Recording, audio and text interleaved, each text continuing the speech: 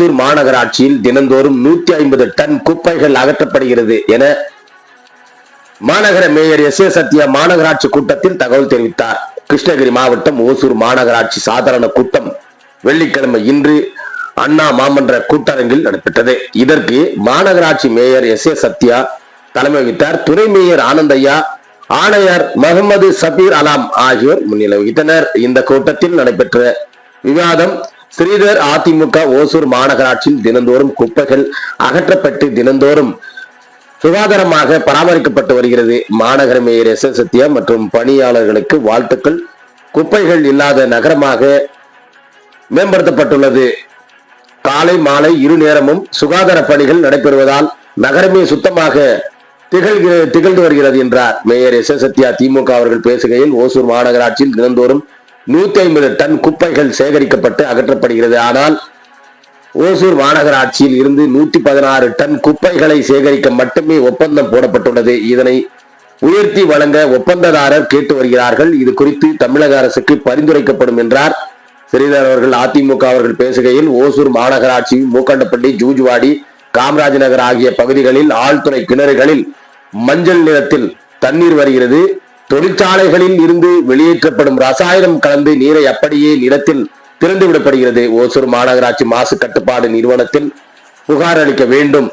Mayor S. Sathya திமுக அவர்கள் பேசுகையில் மூக்கண்டப்பள்ளியில் ஜூஜுவாடி, அரசனட்டி ஆகிய பகுதிகள் மக்களின் குடிநீர் பிரச்சனைக்கு முக்கியத்துவம் அளித்து ஒகேனக்கல் கூட்டு குடிநீர் விநியோகம் குழாய்கள் மூலம் ஒவ்வொரு வீட்டிற்கும் வழங்கப்பட்டு வருகிறது. திமுக கவுன்சிலர் NS மாதேஸ்வரன் அவர்கள் பேசுகையில் ஒரு தனியார் நிறுவனம் 30 லட்சம் சதுர அடிக்கு சொத்து வரி செலுத்தாமல் உள்ளது. புதியதாக 10,000 சதுர அடியில் கட்டிடம் கட்டப்பட்டுள்ளது. அதற்கும் இன்னும் வரி விதிக்கவில்லை. இந்த ஒரு நிறுவனம் மூலம் மட்டுமே ஓசூர் மாநகராட்சிக்கு ஆண்டுக்கு 1.50 கோடி ரூபாய் வருவாய் இழப்பு ஏற்படுகிறது. சம்பந்தப்பட்ட நிறுவனங்கள் குடியிருப்புகள் தாமதமாக முன்வந்து வரி செலுத்த வேண்டும் என மாநகராட்சி விளம்பரப்படுத்த தவறிவிட்டது. மாநகராட்சியில் ஊதியம் வாங்கி கொண்டு வரி வசூல் செய்யாமல் மாநகராட்சிக்கு அதிகாரிகள் துரோகம் செய்கின்றார்கள்.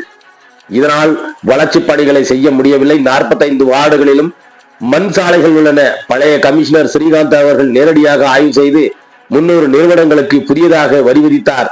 கூடுதலாக ரூபாய் 100 கோடி அளவிற்கு வரியை உயர்த்தினார். ஓசூர் மலைக்கோவில் தேரோட்டம் வரலாற்றில் இதுவரை இல்லாத வகையில் வரும் மார்ச் மாதம் அதிகாலை 5 மணிக்கு நடக்க உள்ளது. பொருள் எண் 94 ஆவலப்பள்ளியில் சமுதாய கூடத்திற்கு ஒதுக்கீடு செய்யப்பட்ட மாநகராட்சிக்கு ஒப்படைக்கப்பட்ட இடத்தை 3 குடியிருப்பு மனைகளாக மாற்ற அனுமதி கேட்கப்பட்டது.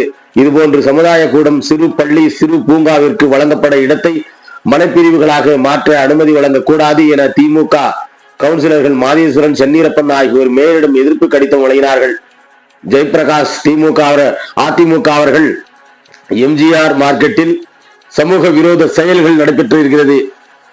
ரயில் பயணிகள் பயன்பெறும் வகையில் கழிவறைகள் கட்டி கொடுக்க வேண்டும். பாதாள சாக்கடை திட்டத்திற்கு தோண்டப்பட்ட சாலைகளை சீரமைக்க வேண்டும் என்றார். துணை மேயர் சி. ஆனந்தையா திமுக ஓசூர் ரெயின்போ கார்டன், இந்திரா நகர் போன்ற பகுதிகளில் பாதாள சாக்கடை திட்ட பணிகளை விரைந்து முடித்து சாலைகளை சீரமைக்க வேண்டும் என்றார்.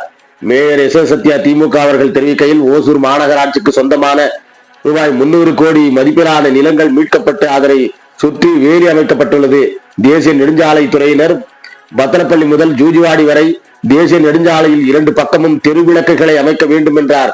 சர்வீஸ் சாலையில் லாரிகளை நிறுத்தி வைக்க அனுமதிக்க கூடாது என்றார். அதே போன்று 21வது வார்டு அதிமுக மஞ்சுநாத் அவர்கள் மாமன்ற கூட்டத்தில் வாக்குவாதத்தில் ஈடுபட்ட போது தாங்கள் பகுதியில் வேலை செய்ய வரும் அதிகாரிகள் ஒரு சிலருக்கு மொழிகள் பேச தெரியாது, வட மாநிலத்தை சார்ந்தவர்கள் என தெரிய வருகிறது. இந்த நிலையில் தாங்கள் பேசக்கூடிய மொழிகள் அந்த பகுதியில் உள்ள நபர்களுக்கு புரிவதில்லை.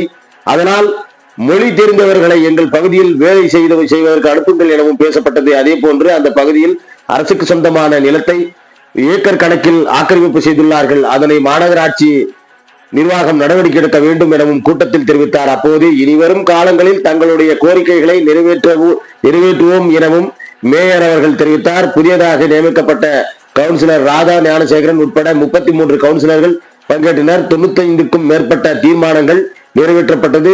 அப்போது மாமன்ற கூட்டத்தில் அசோகா, ஸ்ரீதர், சிவராமன், மஞ்சுநாத், JP என்கிற ஜெயபிரகாஷ், ரஜினிகாந்த், சில்பா சிவகுமார், பாக்கியலட்சுமி, பார்வதி, NS மாதேஸ்வரன், சென்னிரப்பா உள்ளிட்ட அரசு அதிகாரிகள் என பலர் கலந்து கொண்டனர்.